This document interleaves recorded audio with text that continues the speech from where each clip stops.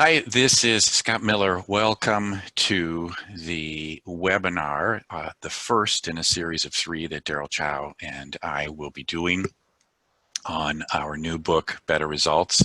Hey, Daryl. Hello, Scott. How are you? Oh, as good as I can get, and everybody is at home, and I'm at home, and it's the other side of the world right now, and it's about 9 a.m. What's the time on your side? It's 8 a.m., but isn't it 9 p.m. where 9 you are? p.m. Sorry, 9 p.m. You can see how screwed up my mind is right now. Oh, funny.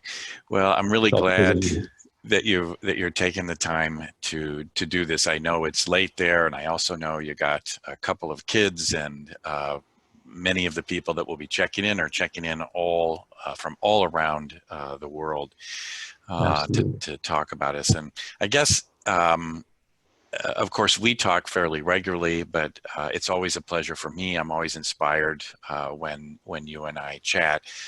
Yeah, my wife needs to talk to you. She's getting angry. My wife has given up.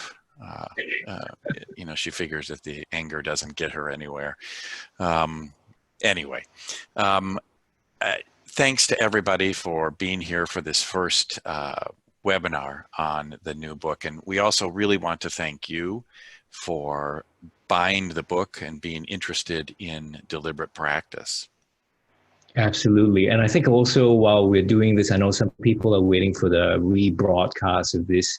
So that's why we're recording this. But for now, we want to say hello to Allison. Allison, I believe you're from New York. Carol from where I'm from, down under. Manon as well. Mary, Miguel. Hi, Miguel.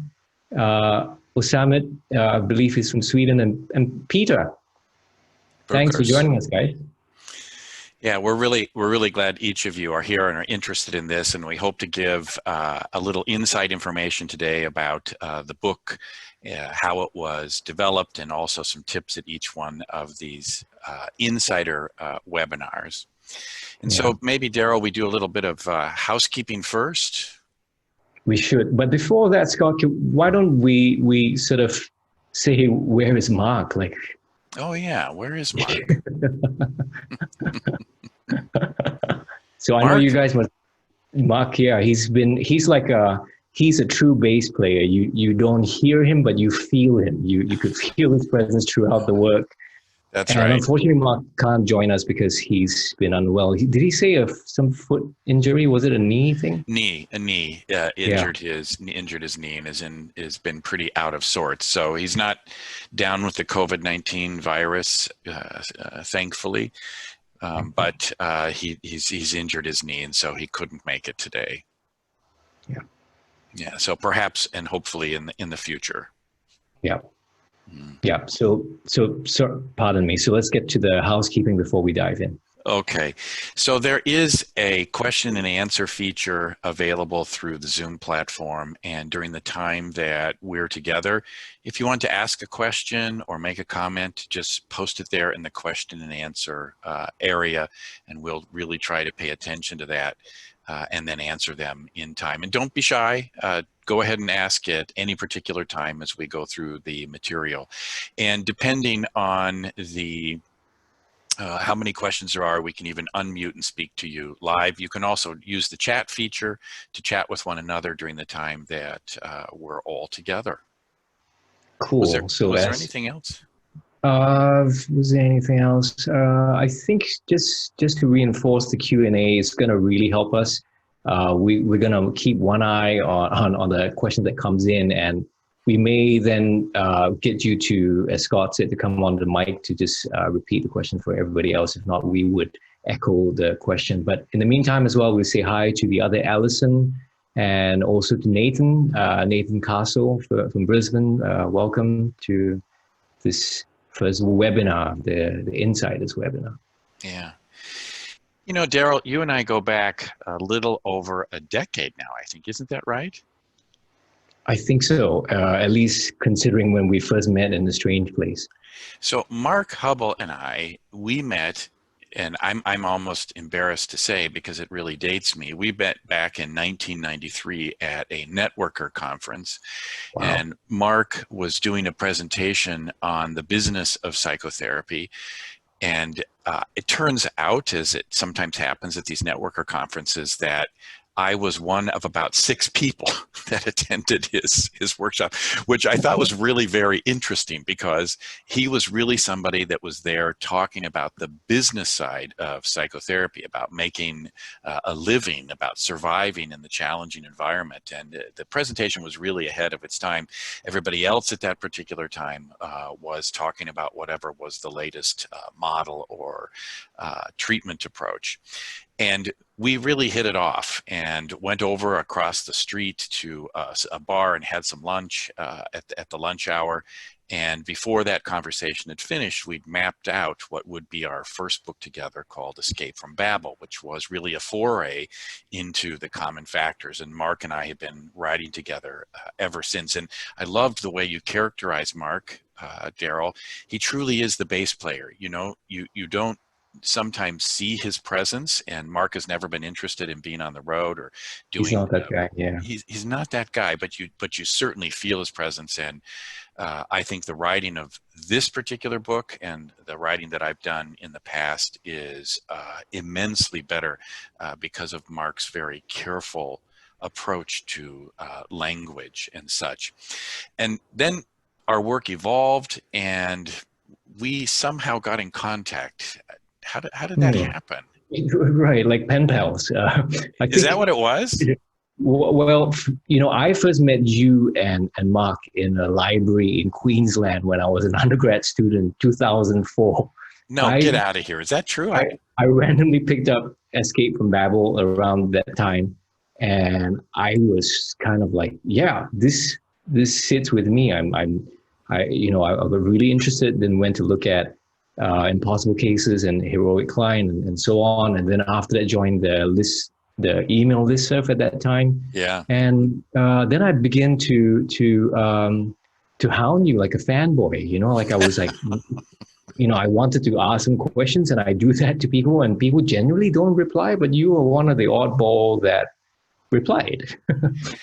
You know, if ever since, first off, I've always been grateful when people send me an email, and I take their questions typically very serious. Sometimes, depending on the number of questions, I might it might take me several days to respond because I want to give it attention. But now I do recall getting the emails. And do you remember what the subject was?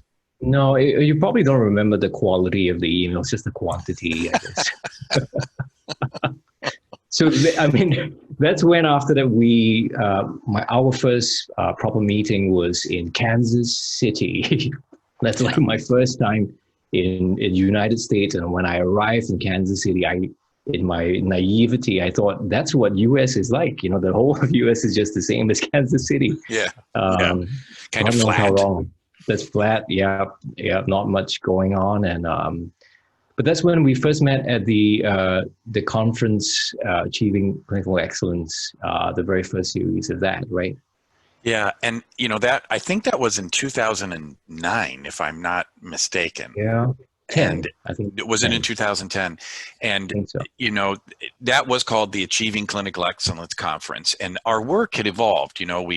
We had the stuff about common factors, and then we sort of gave up on the common factors, thinking that they really couldn't inform therapy. They could explain why it worked, but it couldn't tell you how you work, because the minute that you began to try to use them to do therapy, that is the common factors, well, then they were no longer common factors. They were a model of therapy. And this caused us to really rethink, and we decided to begin to measure. And as soon as we began measuring results using the ORS and SRS, we noticed this phenomenon that David Ricks had talked about back in 1974. Some therapists were better than others. And at first I thought, this is just spurious. This is chance. Everybody's great for a while. We're one-hit wonders as therapists. But it turned out that wasn't the case. There were people who repeatedly seemed to get superior results. And so we started to lurch about trying to figure out how that might happen, and stumbled upon the work of K. Anders Ericsson, the Swedish psychologist to whom this whole term deliberate practice owes its existence. And within a very short period of time, we decided to organize a conference, and it was, I'll tell you, exciting. I met you. I met lots of other people. Anders Ericsson for the very first time. Yeah. Michael Amar, a magician who's famous Whoa. for his practice, was there. But you know, Daryl, that conference almost didn't happen. You. I cannot imagine me flying there and just getting canceled, but I heard. It was very, very scary, I have to say. And it's a lot like deliberate practice in a way. So about 2 months before the conference was going to happen, we had communication with the person we'd been working with, whose organization was sponsoring the event. And it turned out that that person, who was a very nice person, had never informed his board that they were underwriting the entire conference. And the board said, we're not going to do this. And I have to tell you, of course, we already had a capacity group that had signed up to attend the conference, and they were telling us that they wouldn't underwrite it, and there were hotels and airplane tickets and contracts with it was scary. But in the end, of course, it all came through, and one of the really most important things for me was running into you and beginning to scheme about what you were interested in.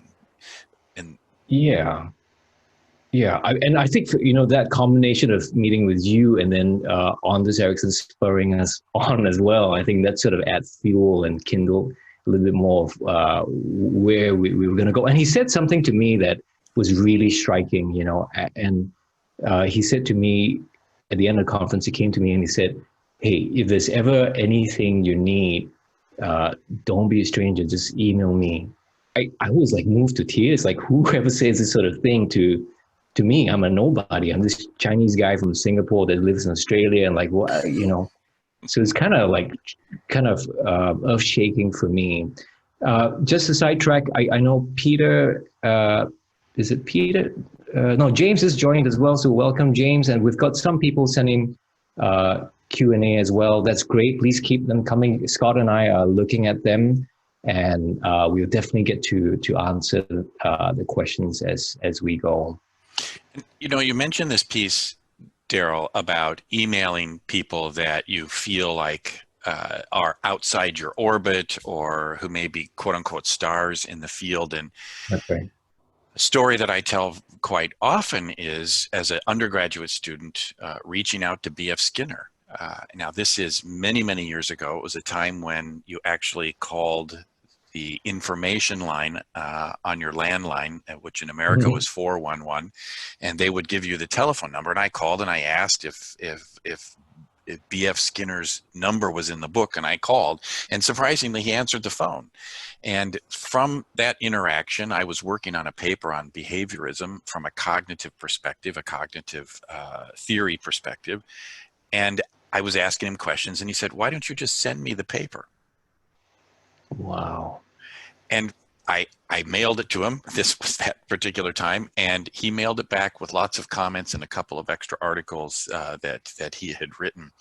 And I learned a valuable lesson that you just got to pick up the phone. You just got to ask. The worst that could happen was people would say no, and that's certainly happened to me as well. But my experience with Anders Ericsson was the same.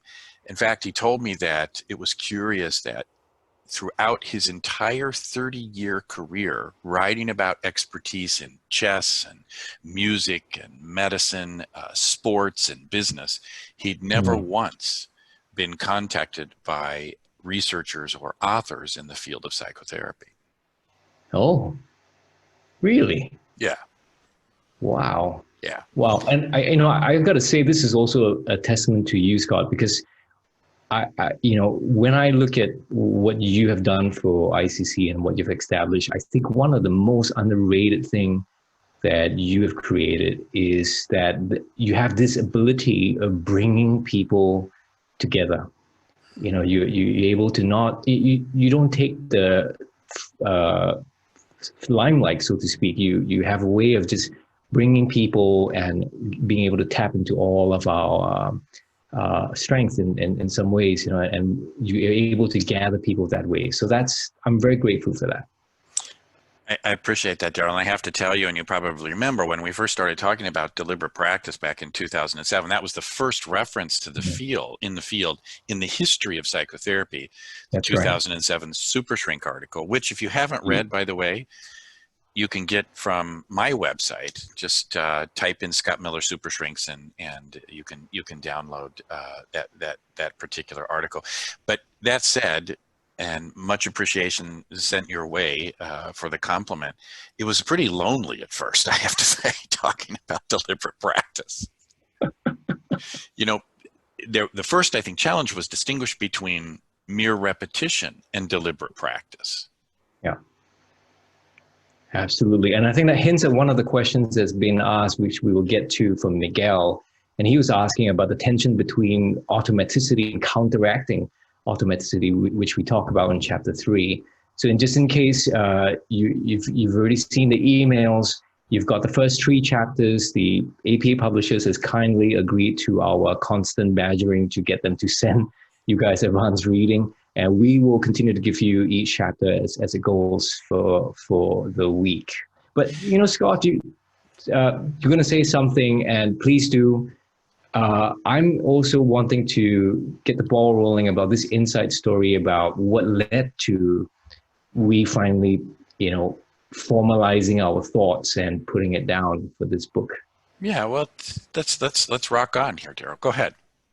Yeah, so, you know, this article that you guys did in '07 and Network, I had to read like 4 or 5 times, like just to get my head around, you know, the implication. And it certainly sparked me on, which got me back out of clinical practice and back to doing a PhD, which led me to Australia, and with your guidance as well. So I'm really thankful for that. And we were really thinking about this. Then that led to 2014. Fast forward 4 more years or so, and we did the study of the base of a cohort of therapists in the UK, and we wanted to examine this factor about the implication or the impact of deliberate practice on outcomes. So that happened. Then we started running the workshops in Chicago as well, right? From 2014 to 2015, we do this annual thing. And can you say a little bit for us here about like why is this book necessary? You know, for me, I think there's a real personal element in all of this for me, and I know there is for you, Daryl, because well, let me tell a little story about Daryl that most people don't know, and Daryl will probably blush when I tell him. In our home, we have a piano, a baby grand piano in the front room. And Daryl was here teaching, I think, the first or the second deliberate practice workshop. And of course, our son, Michael, has been taking piano lessons with a really phenomenal teacher here, jazz pianist. And, you know, like a lot of kids, Karen and I have had to sort of ride him to practice. And so you're here and you and I are doing the training, and Karen comes to me one night and she says that she'd met one of our neighbors who'd been walking out front. And you know that we hold these intensives in August, so it's often warmer than it is right here, right now in Chicago. So the French doors at the front of the house were open, and one of our neighbors was walking by and heard this unbelievable piano playing in the house, and told Karen that it appeared that our efforts at helping Michael practice had finally paid off. And we were so kind of proud, you know, we've talked to each other as we laid next to each other at bed that night saying, wow, Michael's finally practicing. And then we later learned it was you. It was you that had been playing the piano. So I know that deliberate practice has a very personal history in your life. And for me, I've always struggled to grasp and put into practice what many of my colleagues seem to instantly and intuitively understand. And this has been a problem for me since graduate school. The professor would stand, they would speak theoretically, and I would have a lot of questions, and my fellow students seemed to grasp this and seemed to understand what happened in therapy.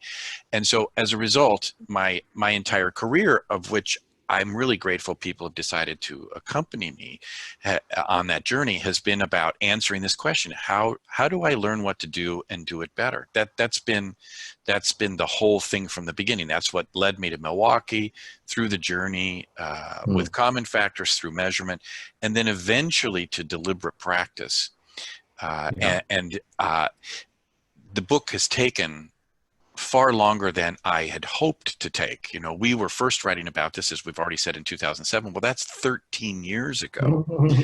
And in between 2007 and now, I don't think we were really ready to write this book until we started writing. We didn't have the research. We hadn't pulled things together enough to speak clearly about deliberate practice.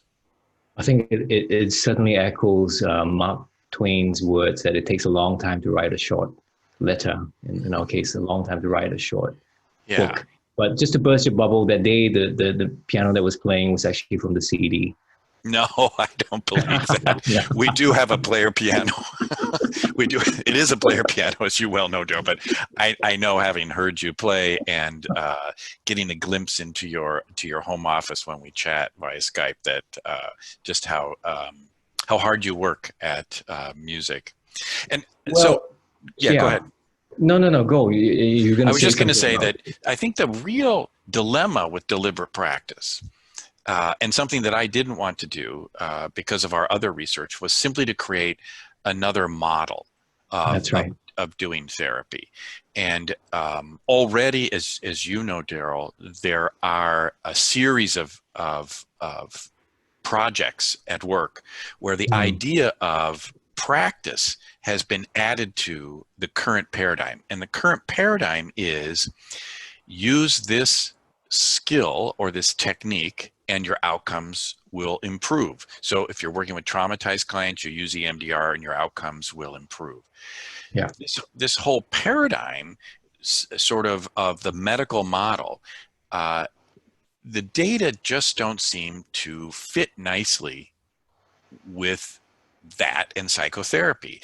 When models are compared head to head, they don't seem to be any better than any other. So repeatedly practicing those specific techniques doesn't and is not likely to lead to a better outcome. So deliberate practice is about something else. Yeah, and you know, I might be going a bit too fast with this, but I think one of the temptations you see after this book is going to be released is that people are going to assume that, okay, deliberate practice sounds very intuitive. You need to practice to get better. So let's just practice at getting better at CBT, at EFT, at specific orientation. And I think if we take a moment just to think about that, what are its implications? Because as if you have seen the first 3 chapters, you know, if you can, for the people who are on this webinar, if you can just go into your chat and just tell us if you agree, yes or no, that so much of what we have to do is at first an undoing and unlearning of our usual way of thinking about it. So if you can, just go into your chat to let us know if you agreed or you disagree. But I don't know, but for me, I think that certainly rings true because it challenges our status quo, our way of, you know, fundamentally the way I was trained. Because when I started, I was just told, pick a model, stick to it, and do really well in that particular model.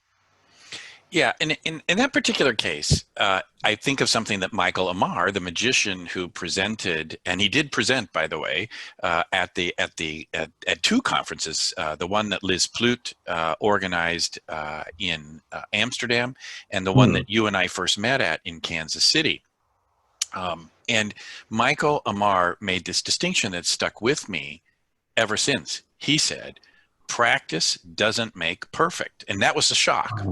Yeah, He says, I remember practice that. makes permanent. I remember that too. And so what we repeat can in fact become what I like to call a training scar, a keloid. It's a bump. It holds us Ah, back. So deliberate practice really isn't about simple repetition. It's about pushing your performance beyond what you do, and as a result, it really has to be individualized. And in order to do that, you really do have to undo this paradigm. So mhm. this question does come up a lot about, well, just tell me what to do, Daryl. Just tell me what to practice, and I'll do it. So how did you, or how have we let go of those ideas? Well, I think, Allison replied, and she said a really interesting word. She said, de-skill. We have to feel very de-skilled at first, Mm-hmm. and Miguel says also a reset, a kind of resetting about the way we're thinking. Peter also agrees. I think for us is the willingness to deconstruct, to just tear it all down again and relook and re-examine piece by piece. It kind of reminds me when I was a kid, I would love to take apart my remote control, and then my mom would say, "Oh, I think you're going to become an engineer one day," but the problem was I didn't know how to put it back. Right, right. And But I deliberate think it. practice. Go ahead. No. I think you're about to say something about DP in regards to deconstruction. So maybe you should Yeah, jump to that. and to me, DP really means being at your performance edge, where your unique way of working falls short in some way. And so you Mm. do end up, as Allison says, feeling de-skilled. You do, or as Miguel says, kind of naked, because you're right at the edge and you truly don't know what to do. And I'd also, I suppose, give a warning about that. When you're Mm. at that, in that zone, the zone of proximal development, as Vygotsky referred to it, and as we talk about it in the book, that's when you are most vulnerable to somebody selling an answer. Right. Right. And can you say a little bit more about this? If we are in this space that we are raw and vulnerable and we're going to feel the edge of where we are at, what might be some things we want to watch out for? Like, what are some things that we don't want to succumb to?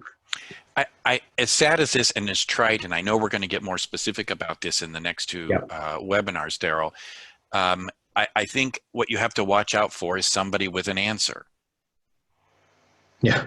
Just say this, just do this. When really what I think, and this is something you really brought to the fore, is somebody who helps you do better you in the therapy. Right.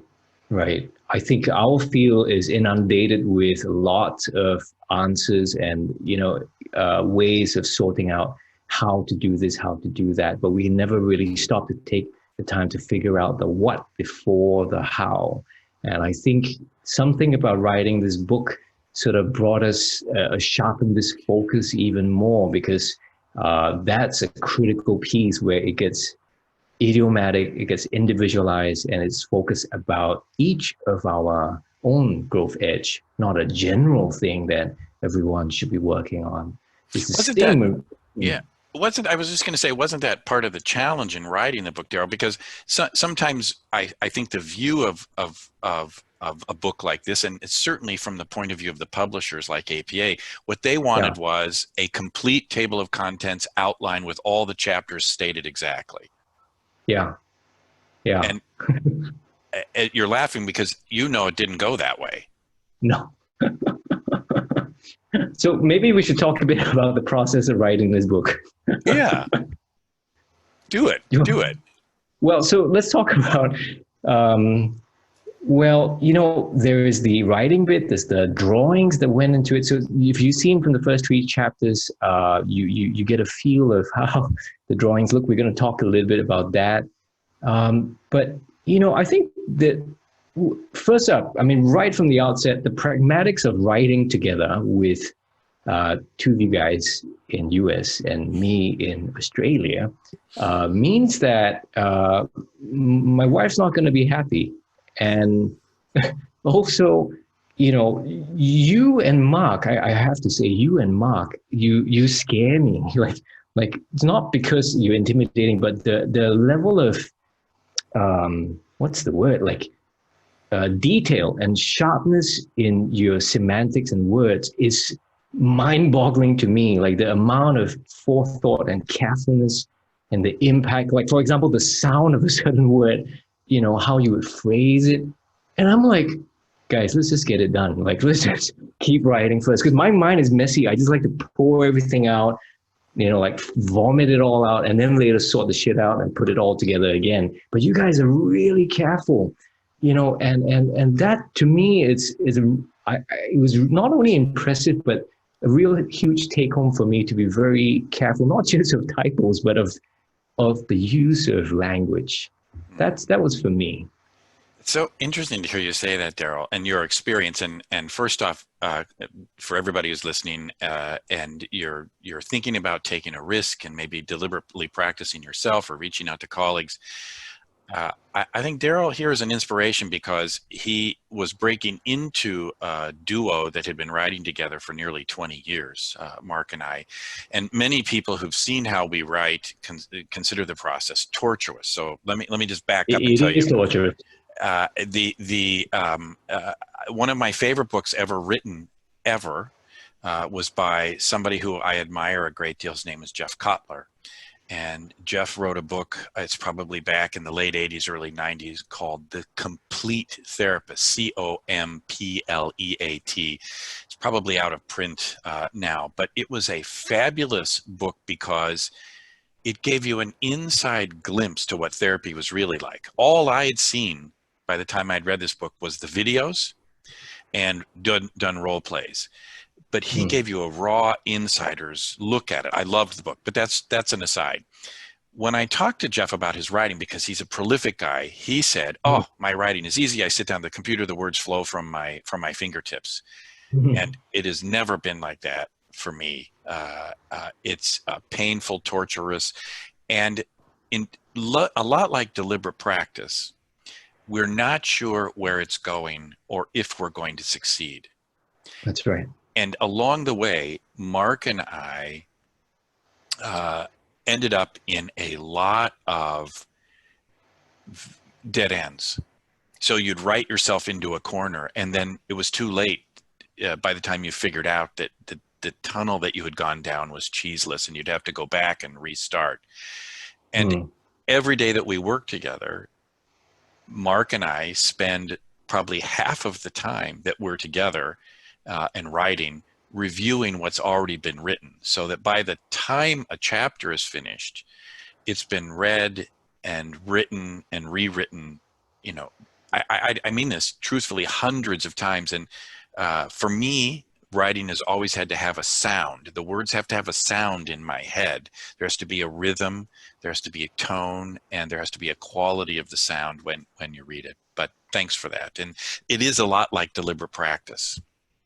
It is, and I think the when you guys go through each of the chapters, you could hear what you might experience is a sense of casualness, as Scott, you would call it, the very New Yorker type of writing, and I fully agree. And it takes, it's just so hard to be able to write with that kind of flow. So, even for when we were we had this relationship with APA to publish this book, I knew APA's materials. I read their stuff, their edited books and all their publications. And I was just so afraid that this is not going to sit with them. And true enough, the initial reaction was like, this sounds not very professional. Even the drawings, like what we handed them was like a sketch by Scott and myself. And we were like, yeah, let's go for it. Yeah, and it was amazing that they allowed that. It's amazing, yeah. But our hope was to make the material accessible and connected. In fact, Allison says here, Daryl, she says, while she appreciates great wordsmithing, I'm always so comfortable with your very natural writing style. And I think Oh, that's true. And when we were working together, Daryl often had this very, what's the right word? There's a flow and an ease to how you express yourself um, in the material that really influenced how the chapters evolved. So we're hopeful, I suppose, that you get sort of this immediacy and warmth in the language. The chapters aren't lengthy. They're yeah. 5 or 6 pages Hmm. each, maybe some are 10. There are some denser chapters in there, the one on statistics. We'll come to that one. Daryl, what do you think the biggest challenge was in composing the book? Well, what I've just mentioned about, just trying to stay with that level of methodicalness that was required as you guys work. But I think it was a big learning point for me. But I think the challenge of the book was also surrounding everything else that was going on, and even now, like to the lead up with this whole COVID-19, and I hope every one of you and your loved ones, you're all right. But there's just so many competing things that were vying for attention. We were doing that, and we were trying to get the difficult conversations, the therapy project launch, and after that, we were trying to get the manuscript written, and then colleagues of ours, got married and had kids, and then things got sidetracked. So it's just trying to come back again and do this. So I think the fact that, for me at least, to have, you, Mark, involved just kept the thing moving, that sort of banding together really, really did that for me. Yeah, and What's I, yours? well, for me, it was, and it is, making what is implicit knowledge explicit. So Right. sometimes people will say, you don't do solution focused anymore. And, I usually joke because I haven't written anything about solution focused work since 1995. Hmm. But I consider that part of my, and this is what I actually answer to people. I say, it's part of my childhood as a therapist. And I don't disavow my childhood. Yeah. It's integrated and it's part of me, not because I'm doing the miracle question and scaling questions and such. I don't, and I haven't done that for years. But that way of thinking certainly has influenced where we're at now. So, for example, Hmm. for me, my whole experience at the Brief Family Therapy Center, working with Insu and with Steve, was they wanted the clients to feel engaged and helped, period. And now, so this wasn't about arriving necessarily at insight, unless that's what the person wanted. This was about the Yeah. person returning the next visit and saying, I got what I came for and I'm getting better. And that's certainly a part of deliberate practice. Uh, the common factors, curiously enough, again, are integrated into this. While we Hmm. abandoned them as a way of doing therapy, as in the book, you're going to see that we've returned to those factors as a way of figuring out what factors in your performance might have leverage on improving your outcome. So I think making that explicit rather than talking around the point, uh, Right. that's the hardest thing for me, to make known consciously what has become automatic in my behavior. This sort of hints at Miguel's question of about how we can deal with the tension of automaticity and counteracting that, because this is the cycle that we go through, right? What's unconscious, we try to bring it to the fore of our consciousness, and then cycling back to automaticity again, because you can't always be hyper conscious of the thing. Then your brain will fry. So it gets back to the automatic again, but then going back one more iteration and an iteration again. That's going to be a requirement too. And so that's an interesting point for me, Daryl, because it distinguishes between being in the, what we call in the book, the learning zone versus the performing zone. That's right. The book that people have in their hands is the final performance. But in that book and behind the scenes, and hopefully what we're trying to give people a glimpse of right here, is the 3 years worth of learning that took place. That was slow, deliberate, painful, torturous, etc. But hopefully end up with that particular performance at the end, where it's better as a result of all of that. And I see this comment from Carol, who says that that DP sits with her values, and that scares her, and in a way I get that too. Because deliberate practice really is, I think, especially from an American point of view, we're always looking for the shortcut, what Bill O'Hanlon used to call the microwaving, the fast way to get there. Right. And if that's what people are looking, and I think that's going to be, in fact, I know it's going to be offered, because I know there's a series of books and papers that are coming out. For example, DBT or DP for CBT. And in essence, all it is about a replication of repeating these skills that are already associated with a model. And we're pretty sure that that's not likely to improve outcomes. It's merely to make sure that you're doing the model according to protocol. Yeah. And I think there's two things I hope that we get to cover as well, because I don't know about the rest of you guys, but to me is intriguing. One is about the format of the book, like how we were talking that there's a temptation for people to read the book like from beginning to end, because it's a really short book that took a long time to write, but it's really condensed, and people are going to feel the urge to plow through. And then yet the principle that we're thinking about is not going to be that. And then I also hope that, can we also talk a bit about the drawings and why we decided to make it so imperfect? Well, in fact, Daryl, I would love to hear if people are still on chat talking about how they've experienced the chapters so far, because I do think that a book is meant to be read cover to cover. That's the way you read a novel.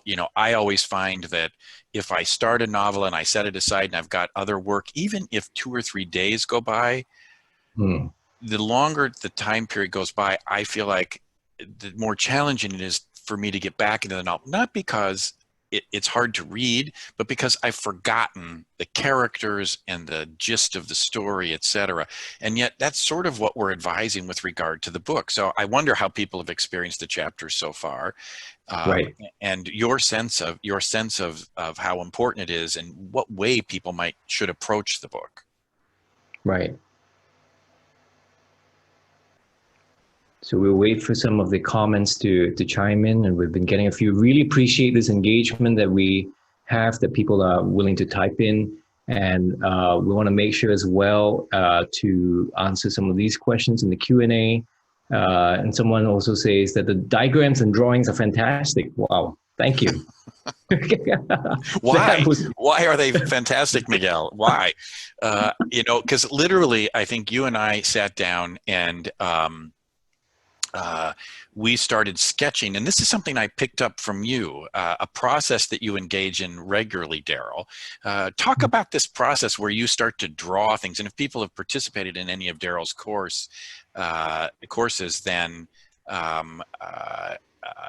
you've seen him do these drawings. Where'd that come from, Daryl? Why do you do that? Yeah, and I know some people have not had the chance to read the book yet, the first 3 chapters. That's totally fine, because we sent the email for this webinar really late. We only managed to send it almost about 5 days ago only. So don't worry about that. You have your own time to catch up. But for me, the drawing piece started when I first read this book, Dan Rom. He had this book called The Back of a Napkin. It's a pretty old book. And I really liked it because, for one, my drawings suck. It's horrible. And when I'm sitting with my child and she's asking me how to draw this, I'm like, let me buy a book to read about that. And I would just figure out ways of just kind of returning to something that I used to do for fun, like just doodling as a kid. But somehow I got so hyper-conscious. Anyway, I soon learned that there's something about remembering stuff based on the visual sketch note combined with the phonological memory of words or the auditory component. And it turns out that this is after the fact, that there is a process called dual coding. And I talk a bit about that in this web-based workshop that we have called Deep Learner. But essentially, dual coding is this. We can remember things on two paths. One is from the auditory input, like what most of us are receiving from this webinar, and you're watching us as well. But most of it, the content is coming from the semantics and the words. But there's another pathway that can be encoded in what we input is through the visual pathway. And these pathways are independent. So for me, that was fascinating. There was research to back this up. But I found that when I remember, if I could visually consolidate something, somehow or other, it becomes a chunk. What the K. Anders Ericsson and all will talk about, this mental representation, it becomes, everything pulls in together. Once you see this image, it's like notes of stuff to spread out. So I found that exercise of just sketching out certain ideas, be it some kind of icon or stick figure, that would be helpful. And I think that's where we got playful with the book, didn't we? About you taking out your tablet and drawing on papers and scanning it, and then AP is saying, resolution's too low, what's going on? Oh, that's so interesting, this dual coding. And Allison says that in her work, she finds that the simplest graphic boosts almost anything she's trying to convey to a client in a session. Excellent. Excellent. For me, I think that's been very true, trying to convey a feeling or a gestalt in these very simple stick figures. It also just happens that stick figures matches my artistic level of ability. And mine too. Maybe if I could do it better. You know, and thinking about this, Daryl, going back to how this book started, you'll recall that, and this has been a practice that I've had for a very, very long time. We did a mind map of the book, and generally this process starts long in advance of a completed book. I could, if I dug through my files here to the left, which you can't see, I'd probably be able to find the initial mind map that's now not just a single piece of paper, but paper that's been appended to the sides and then folded. Starts with a central concept, deliberate practice, and then all these nodes come off that central point of elements we want to cover. It's non-linear. It's attempting to spread and gather all the ideas together. Some of those nodes extended out very far, and we didn't pursue. They were a dead end. Others, as we wrote about them, took on a life of their own. So I know, for example, that one of the nodes that was in the initial mind map was the work of this person whose name I can never pronounce, about flow, because there seemed to be a little bit of overlap here, but that node kind of died out as these other pieces, supported by psychological research about how people learn, the kind of encoding you're talking about, as well as emergent research on deliberate practice, influenced our thinking. And this actually jogged my memory about something I totally forgot until just recently, as we speak now, which is the title of the book, Better Results. Now, I remember sitting in my car, 10 p.m., because I was, and Mark and you were on the phone, and I made a stand. I said, I don't like the title. You did, and I remember. Yeah, and I said I didn't like the title because it triggered so much of my memory about this emphasis of performance. You know, because this is about results. You know, all the connotations of school and grading and all that.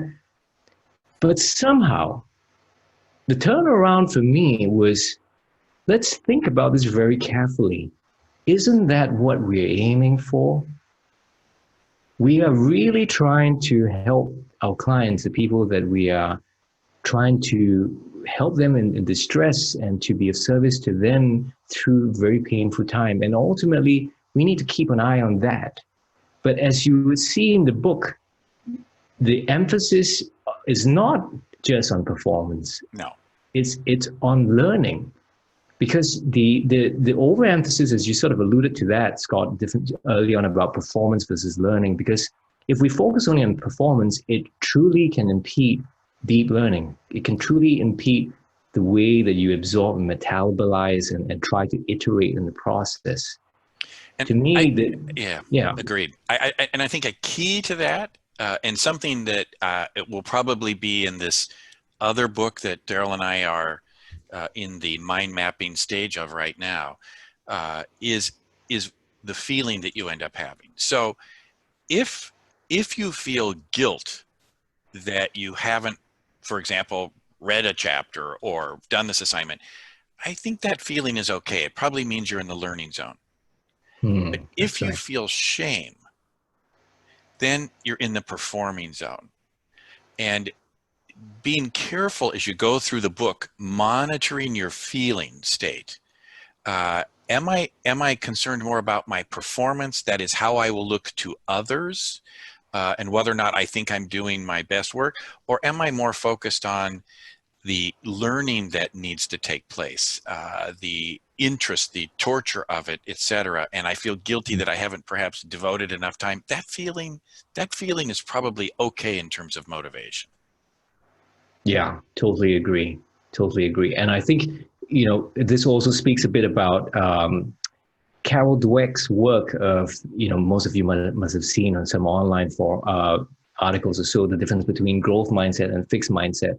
And I think the danger we need to be careful of, it's not to label ourselves whether we are having a fixed mindset or a growth mindset, because that's actually quite a very fixed mindset way of thinking about it. Yeah. We need to start to think about creating and culturing learning environments that foster more of an openness and playfulness to explore, speculate, mess around, and try and come back again. And also making sure that you get the necessary guidance, because as you said, Scott, it can be a really lonely journey.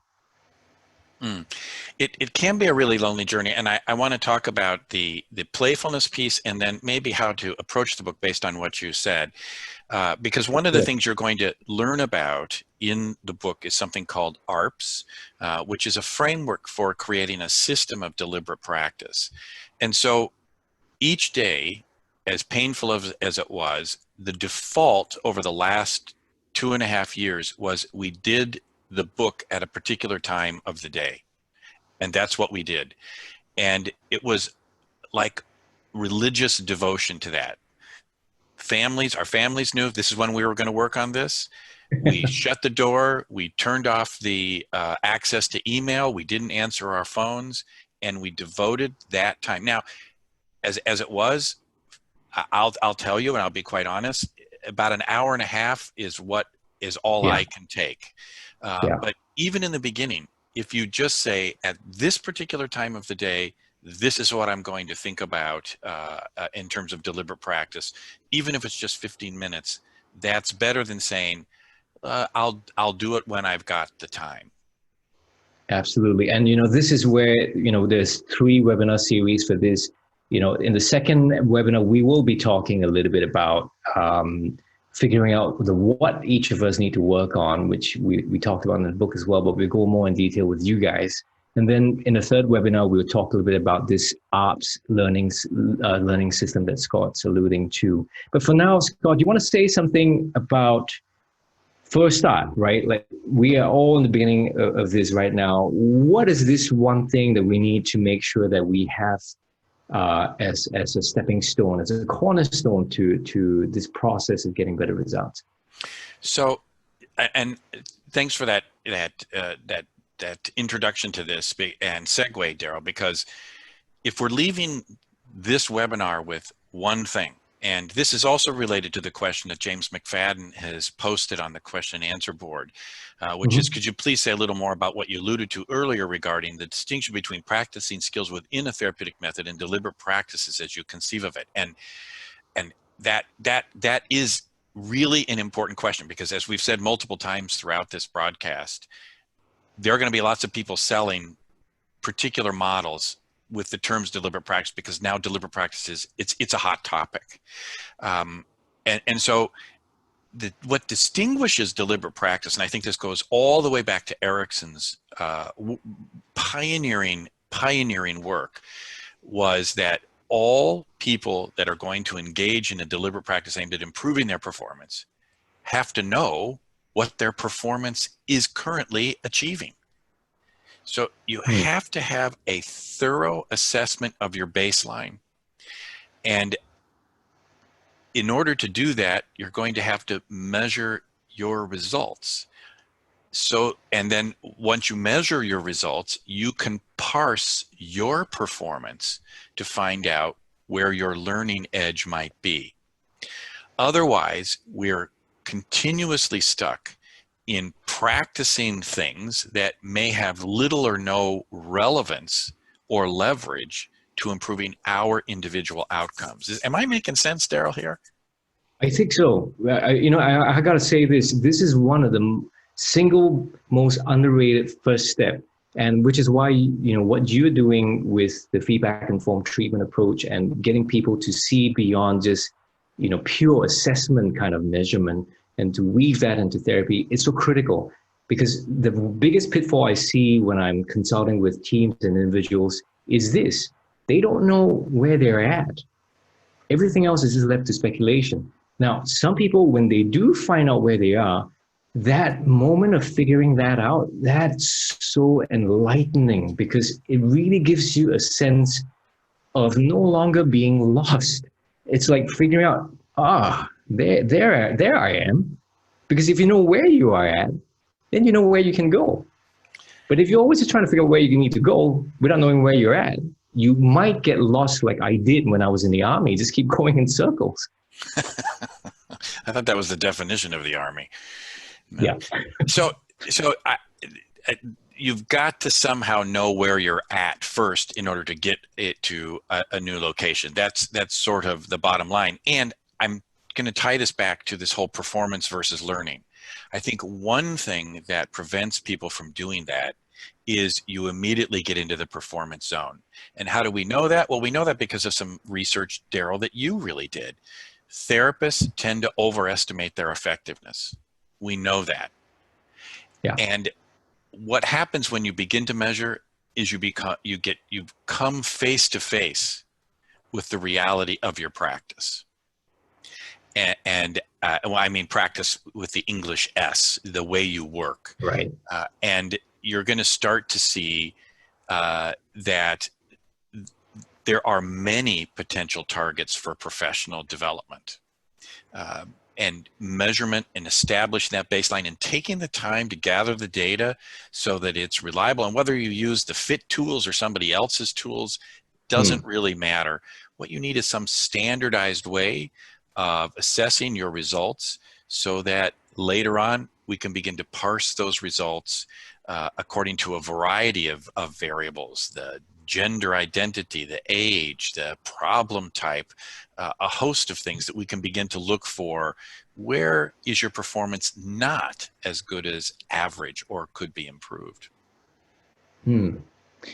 So I there's a couple of things, Scott, I don't want to miss out because there's gems of questions here. And I want to cycle back to Miguel's question about whether can we talk about how DP, can we talk about the tension between automaticity and canter? I think that, I know we spoke a little bit about that. So let's make sure he asked further about how far can we get with that, dealing with that tension.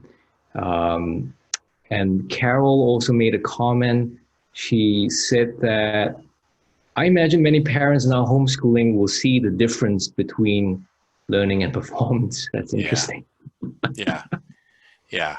And I think there's so much richness here, and I know we're going to have to cover that because we're coming right against hard break here at the end of the hour. Automaticity, let's just maybe finish with, before you foreshadow what's to come in the next webinar, Daryl. Right.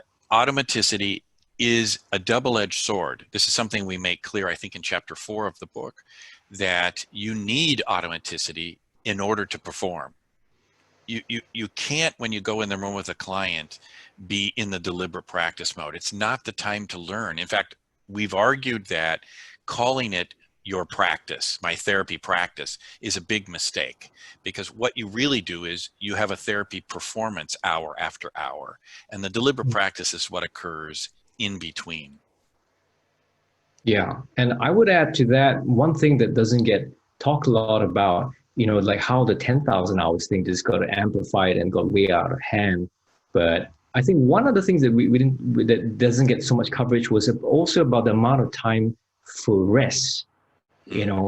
Because this challenging automaticity it's taxing, it's cognitively taxing. It demands quite a lot of you, which is why the baking in periods for recovery is so critical. It is actually where consolidation of your memory, recharging and recovering from all the stress that you're putting yourself in, it's really crucial. And this is one piece that I hope that people take away as well, that you work hard, but also make sure that you have a routine where you rest and recover. And I know we're going to go into this in more detail in the next couple of webinars. Right. So what we want to do right now is thank everybody for being online with us. We're going to edit this recording, put a title and an ending on it, and make it available if you want to re-listen. What's coming the next time, Daryl?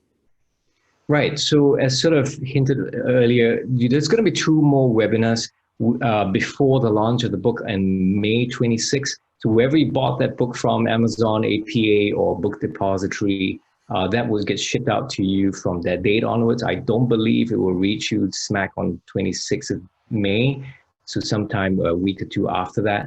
But before that, what we hope that as we give you chapters of each book each week via the email, we would also do 2 more webinars. And the second one is going to be about figuring out the what before the how, figuring out what each of us need to work on. And that we'll be talking about how to spot non-random errors, looking at patterns, figuring out your growth edge, as we talked about that today. The third webinar would be about developing a system of deliberate practice. So this is where we will be really addressing the notion of consistency versus intensity. We're going to help you to develop some way of looking at the long game, or what James Carr calls the infinite game, to really play this out and to see how we can do something that can sustain our effort and has a leverage on outcomes. Perfect, Daryl. Well stated. Once again, thanks to all you've joined us. We'll send out a link to the recording in case you want to listen once again. Thanks again for pre-ordering the book, and we look forward to being in touch. Thanks, guys. And there's going to be a website as well for the book once that's confirmed. We'll give you the link, and we are busy behind the scenes trying our very best to consider what happens if we can design a discussion forum for you guys as you're workbooking or workshopping the book through. So if you think that's a good idea of having this kind of private discussion forum for that, let us know on emails as well. Yeah. Cool. Thanks, Daryl. Thanks, Scott. Thanks, guys. Thanks, everyone.